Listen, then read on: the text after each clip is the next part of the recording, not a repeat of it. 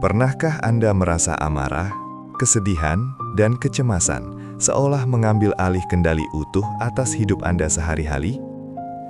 Di era modern yang serba cepat dan penuh tekanan ini, badai emosi seringkali membuat kita kehilangan arah dan bertindak di luar akal sehat. Padahal, belasan abad yang lalu, ajaran agama ini telah mewariskan rahasia-rahasia agung untuk menaklukkan hati yang bergejolak. Berdasarkan catatan sejarah dan kitab suci, kecerdasan emosional atau yang sering kita kenal dengan sebutan IQ bukanlah sekadar penemuan ilmu psikologi modern semata.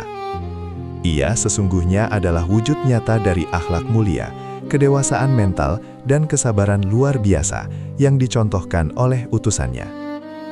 Sebuah panduan luhur dan universal bagi setiap jiwa yang sedang mencari ketenangan batin dan kedamaian sejati di tengah gelombang ujian kehidupan yang silih berganti.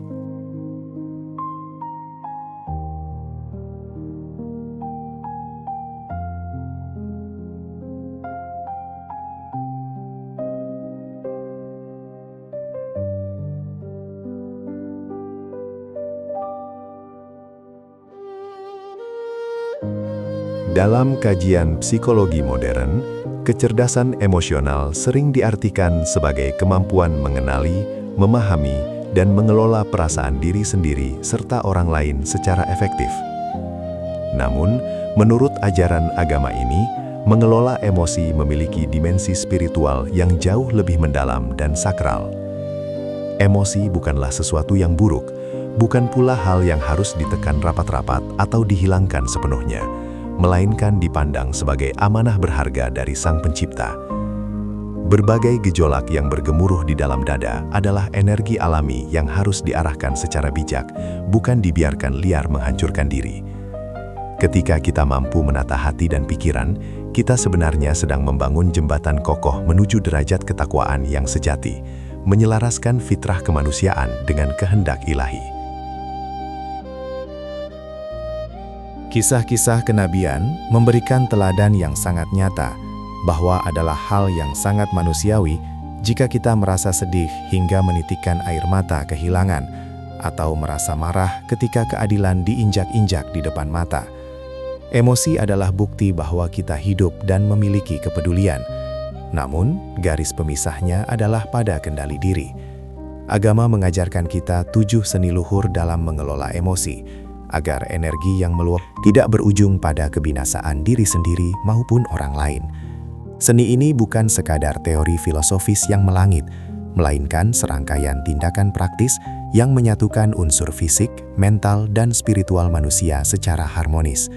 Mari kita telaah dan resapi satu persatu rahasia ketenangan batin ini, agar kita bisa menavigasi kehidupan dengan jiwa yang lebih lapang.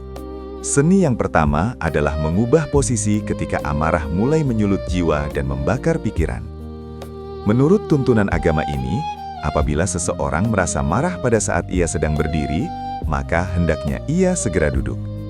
Jika setelah duduk amarah itu belum juga reda, maka hendaknya ia mengambil posisi berbaring. Secara psikologis dan fisiologis, menurunkan posisi tubuh akan membantu memperlambat detak jantung yang berpacu, menurunkan tekanan darah, dan merelaksasi otot-otot tubuh yang menegang akibat lonjakan adrenalin. Langkah sederhana nan ajaib ini memberikan jeda yang sangat krusial bagi otak rasional kita untuk kembali mengambil alih kendali dari otak emosional. Tindakan preventif ini secara efektif mencegah kita dari melakukan tindakan fisik atau melontarkan ucapan impulsif yang pada akhirnya hanya akan menyisakan penyesalan di kemudian hari. Seni yang kedua adalah memadamkan api yang berkobar dengan kesejukan air suci. Amarah seringkali diibaratkan sebagai bara api yang membakar dari dalam dada manusia, menghanguskan akal sehat dan empati.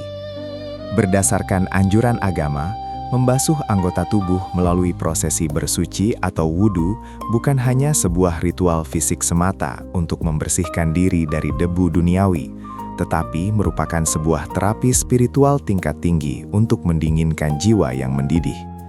Sentuhan air yang sejuk pada titik-titik saraf tertentu di area wajah, kedua tangan, dan kepala terbukti mampu meredakan ketegangan saraf pusat secara instan.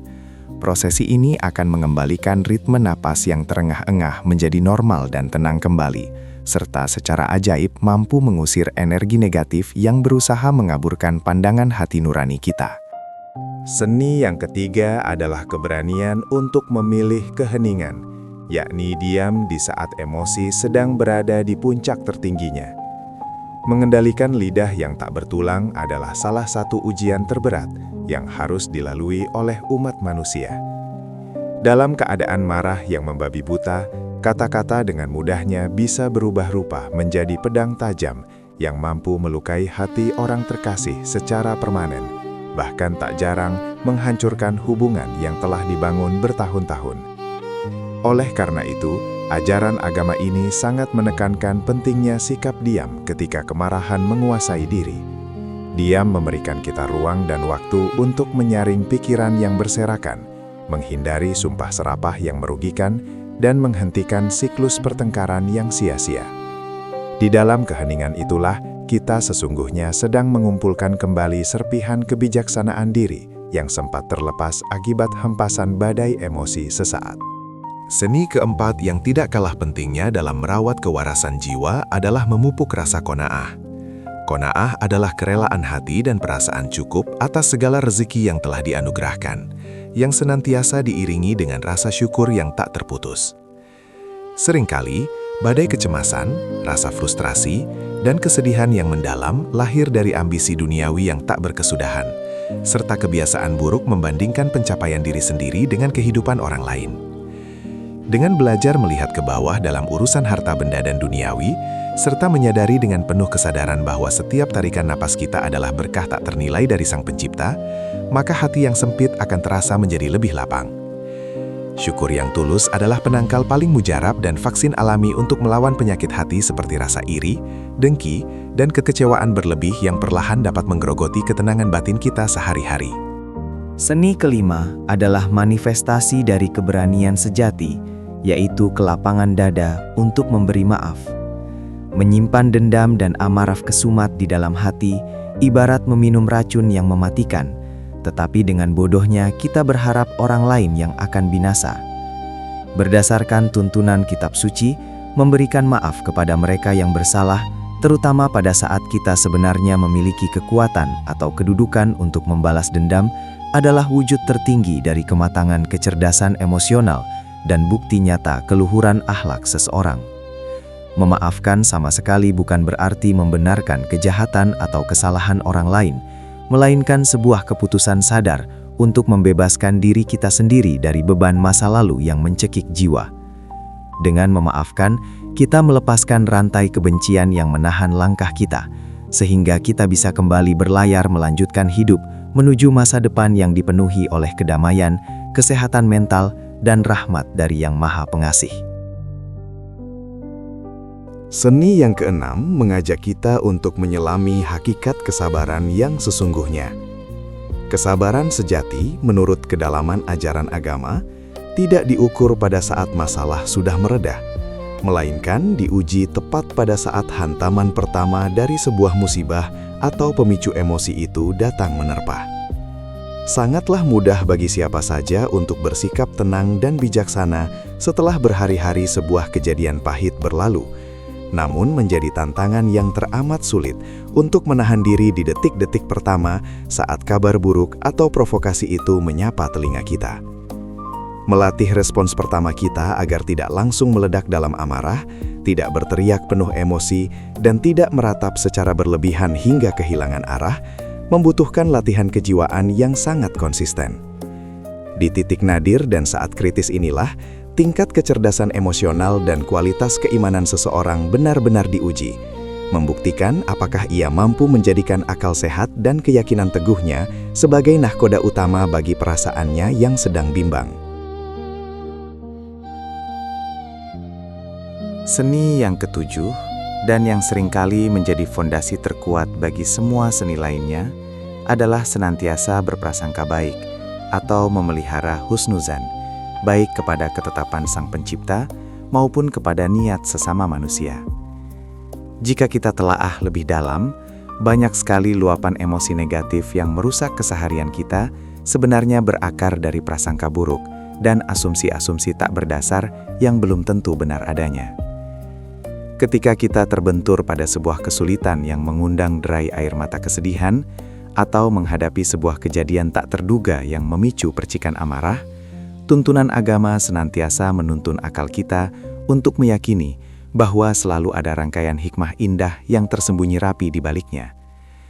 Menjaga prasangka baik akan membangun perisai psikologis yang sangat tangguh di dalam diri, menyadarkan kita bahwa segala sesuatu di alam semesta ini terjadi atas izin dan kebijaksanaan absolut dari Yang Maha Kuasa, Zat yang kasih sayang dan rahmatnya selalu mendahului murkanya. Proses menyatukan dan mengamalkan ketujuh seni ini dalam kehidupan sehari-hari akan menciptakan sebuah keseimbangan yang luar biasa indah antara letupan emosi dan logika akal sehat. Dalam pandangan keagamaan yang lurus dan murni, wujud dari manusia yang sempurna bukanlah mereka yang berhati dingin, tidak pernah merasa marah, atau tidak pernah menangis, selayaknya batu karang yang tak memiliki perasaan. Manusia yang sempurna sejatinya adalah mereka yang mampu merasakan seluruh spektrum emosi manusiawi secara utuh, namun memiliki kendali penuh untuk tidak membiarkan emosi sesaat itu menjerumuskan mereka ke dalam jurang kezaliman yang merugikan orang lain. Keseimbangan emosional yang stabil inilah yang menjadi ciri khas dan warisan luhur dari para nabi dan orang-orang soleh terdahulu.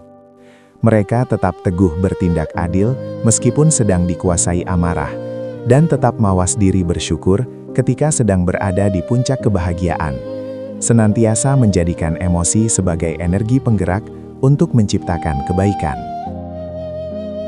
Kemampuan luar biasa dalam mengelola pusaran emosi diri sendiri pada akhirnya akan menjadi kunci pembuka menuju pintu gerbang empati yang tulus dan mendalam terhadap sesama manusia.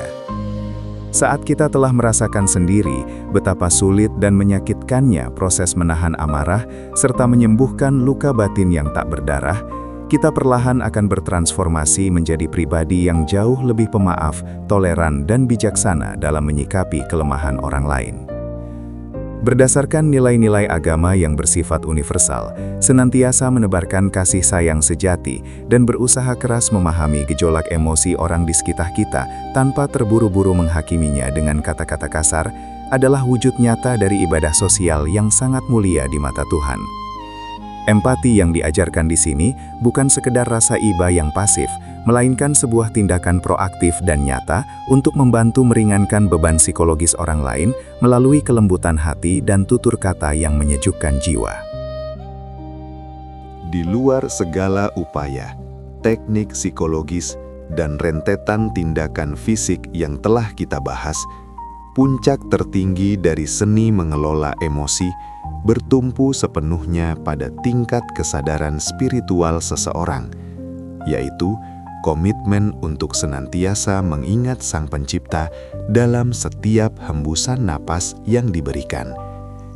Berdasarkan ayat-ayat suci yang agung, disebutkan dengan jelas bahwa hanya dengan senantiasa mengingat Tuhanlah, maka hati manusia yang gundah akan menemukan ketenangan sejatinya. Kegiatan spiritual seperti berzikir secara konsisten, bertafakur merenungi alam semesta, atau memanjatkan doa di keheningan malam secara khusyuk adalah jangkar terkuat yang akan menahan perahu jiwa kita agar tidak mudah terseret dan hancur oleh arus ombak kehidupan yang sangat ganas. Ketika lisan dan relung hati berpadu menyatu memuji kebesaran dan keagungannya, hormon stres yang meracuni tubuh perlahan akan menyusut, digantikan sepenuhnya oleh hadirnya hormon kebahagiaan dan perasaan terlindungi oleh kekuatan absolut yang jauh lebih besar dari masalah sebesar apapun yang sedang kita hadapi saat ini. Seluruh proses dan perjalanan panjang dalam menaklukkan ego serta menguasai diri ini sejatinya memiliki satu tujuan pamungkas yang paling mulia, yakni pencapaian derajat ketakwaan yang hakiki di hadapan Sang Pencipta. Mengelola gejolak emosi sama sekali bukanlah sebuah tindakan manipulatif tentang menipu diri sendiri atau memakai topeng agar selalu terlihat bahagia tanpa celah di hadapan pandangan manusia lain. Ia adalah manifestasi tertinggi dari sebuah bentuk kepatuhan mutlak kepada aturan dan ketetapan Tuhan. Saat kita bersusah payah menahan laju amarah semata-mata demi mencari keridoannya, dan saat kita menelan keegoan untuk memaafkan mereka yang menyakiti demi mendapatkan ampunannya, maka tepat pada saat menakjubkan itulah, kecerdasan emosional kita berubah wujud menjadi sebuah nilai ibadah yang akan berbuah pahala abadi. Setiap tetesan keringat perjuangan batin kita dalam melawan dorongan hawa nafsu dan menepis bisikan emosi negatif yang merusak, sejatinya adalah anak tangga kokoh yang perlahan namun pasti mengangkat derajat spiritual kita menuju tempat persinggahan yang mulia di sisi Sang Pencipta alam semesta. Pada akhirnya, ketujuh rahasia ketenangan batin yang diwariskan oleh teladan luhur Rasulullah ini adalah sebuah peta jalan yang sangat berharga menuju kebebasan jiwa dari penjara hawa nafsu. Dengan mempraktikkan seni mulia ini di dalam keseharian, yakni mengubah posisi saat amarah menyapa, menyucikan diri dengan kesejukan air wudhu, menahan lisan agar tak melukai, memupuk rasa syukur yang mendalam, berbesar hati untuk memaafkan kesalahan, melatih kesabaran sejak hantaman peristiwa pertama, dan senantiasa menjaga prasangka baik kepada ketetapan Tuhan. Kita diajak untuk menjadi tuan yang berkuasa atas emosi kita sendiri, dan bukan sebaliknya menjadi budak dari perasaan kita. Mari kita jadikan ajaran-ajaran agung nan luhur ini sebagai panduan utama dalam menavigasi kehidupan sehari-hari yang penuh dinamika. Mulailah berlatih dengan niat ikhlas pada hari ini juga, dari hal-hal kecil di sekitar kita, hingga kelak kita tumbuh menjadi pribadi tangguh yang mampu menghadapi badai terbesar sekalipun dengan hati yang senantiasa tenang, damai, dan penuh ketakwaan kepada Sang Pencipta.